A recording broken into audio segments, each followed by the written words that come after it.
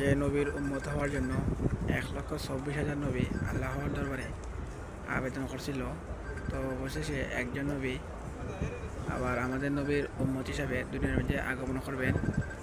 আমি আপনি কিন্তু বিনা অনুরোধে বিনা আবেদনে শ্রেষ্ঠ নবীর উম্মত হতে পারছি। তো এই জন্য আল্লাহর দরবারে লক্ষ কোটি শুকরিয়া উদযাপন করছি।